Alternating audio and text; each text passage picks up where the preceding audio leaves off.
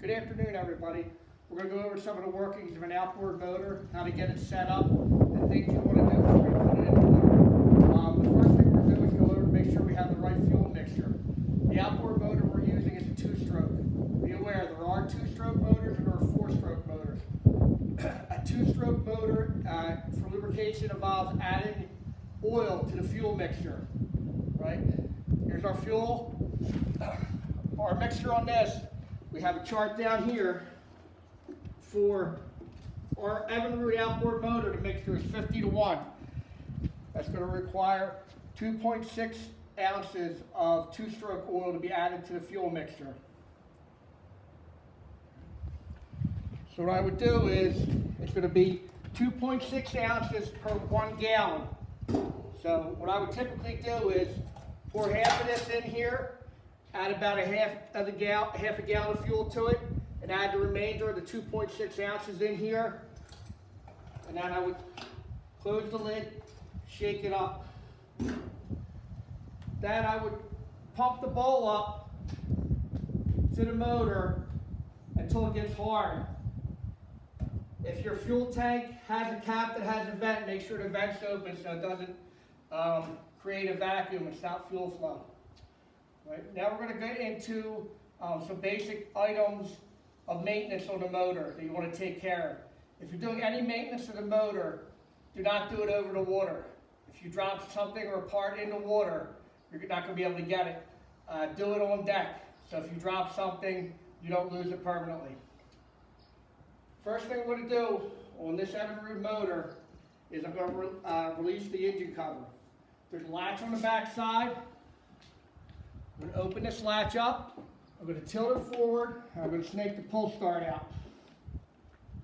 I'm going to remove the cover, I'm going to put it out of the way so I don't trip on it or break it. If the motor is running fine, I wouldn't do any maintenance issues. I would probably just put it in the water the next day.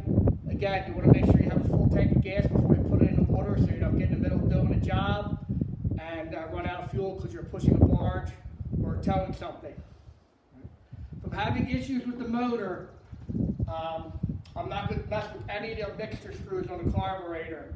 I'm going to have to send it out for service for that. I don't want to damage a $10,000 outboard because I twisted the mixture screws and damaged something. The one thing I will do is pull the spark plugs to check to see if they're failed.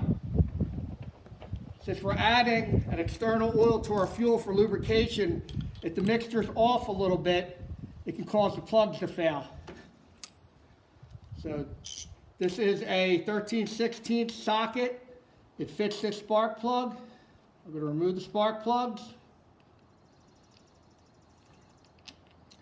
I'm going to check to see if they're dirty, if they're failed. If failed, they would be covered in oil. You wouldn't get a good gap. If your spark plugs are worn down, you want to replace them. You go to an auto parts store and get a replacement spark plug. It should come gapped from the auto parts store. The gap is a distance, this opening here in the electrode. You want to double check it against the manufacturer's specifications though.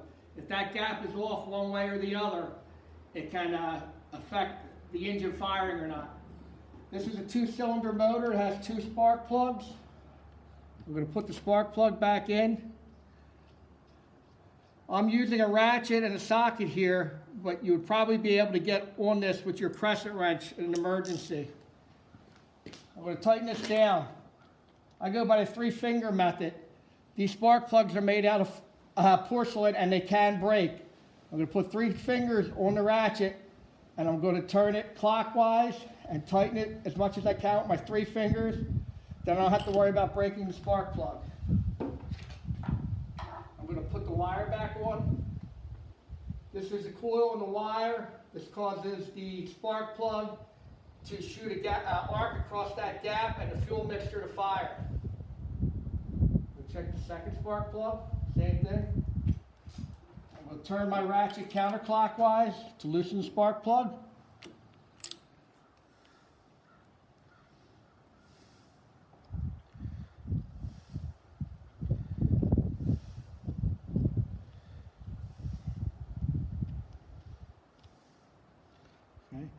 Again, if there's a heavy oil residue on this, I would clean them off. To clean it off, you can use a piece of sandpaper, emery cloth, get it down to a bare metal and put it back in. It should allow it to run better. We're going to thread it in clockwise direction. Sometimes it can be a little tricky getting them in.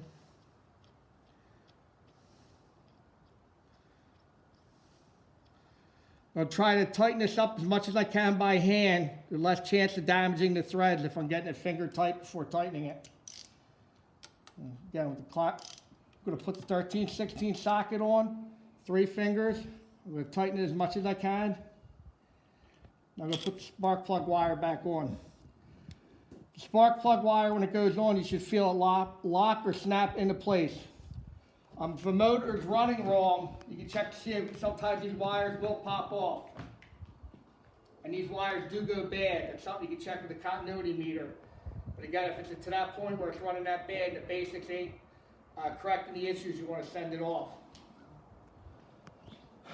Up here we have the carburetor. Different outboard motors might have more than one carburetor. One of the outboards I worked with in the field had 3. Another issue that can sometimes cause running issues is water will accumulate in the bottom of these bowls. Sometimes you have to drain the bottom of the bowl. This one does not have an easy access drain plug. Some of them have them on the side here that allows you to drain any water in the bowl easily. Another wear item on these motors is on the side here is the linkage. This linkage here controls forward and reverse. Okay. There is a plastic cam in here that is a wear item. These will break, and they will break in the field. So, again, be aware. So if you are in a position where this jams up in the neutral and you can't run the boat, if you pop the cover over, you can manipulate this by hand. And it's a pretty easy change out. Okay. This motor has a wet exhaust. It draws water in through the bottom. You never want to run an outboard motor in the dry. We have ours in a 55-gallon drum here. They also sell an item, they look like 2 suction cups. They call them Mickey Mouse ears, that you put on the lower unit and you put a garden hose to it and it'll circulate water to cool the motor. On this engine here, when we start it up, we should have water coming out of these 2 exhaust ports here for cooling. Different motors have it in different positions. On a cold winter's day, that's an item you want to check. If you fire this motor up and you don't see water coming out the exhaust, you want to shut it down so you don't burn up the water pump that cools it. That's pretty much on this end here. We would button it back up. Again, this is a 2-stroke motor, so there's no oil to check. Some of the newer outboards are 4-stroke. They're bigger and heavier, and they do have a dipstick that you're required to check before you fire it up. But in our case, our lubrication is coming in with the fuel. We'll snake us back in. There's a tongue that fits in the bottom, locks it into place. So on the outboard cover, and it fits in.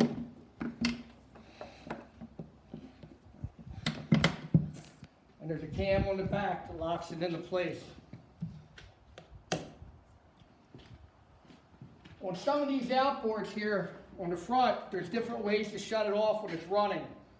Ours has a push button. Some of them have a toggle switch.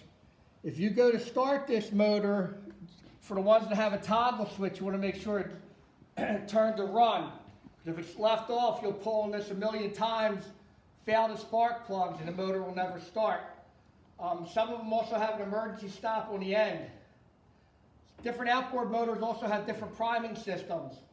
Some of them have a primer on the case, that not on the cover, but on the actual motor casing, where you can pump it up and give fuel. On ours, we have a choke here. If I was starting this, I would pull the choke out, and I would give the motor a pull and crank it over. Once it starts running and it's warmed up, I close the choke, And again, I'd also make sure that there's water coming out of the wet exhaust. We have our forward and reverse here. When you put the motor on the boat, it has these cams that you tighten down to lock it on the transom of the boat, the back of the boat. There's also, we have a rope tied to ours. You want to make sure this motor is tied off someplace in the boat, whether it's chained or tied. Sometimes if this isn't locked into position, you hit it in the reverse, the motor will kick up. I was actually on a job where I seen a brand new one of these. It was actually 2 days old. The guy hit it in the reverse, it kicked up, it wasn't tight, and it went into the Schuylkill River in about 40 foot of water. So, again, and these are pricey items. You're talking $8,000 to $12,000 for a typical one that we use on the job.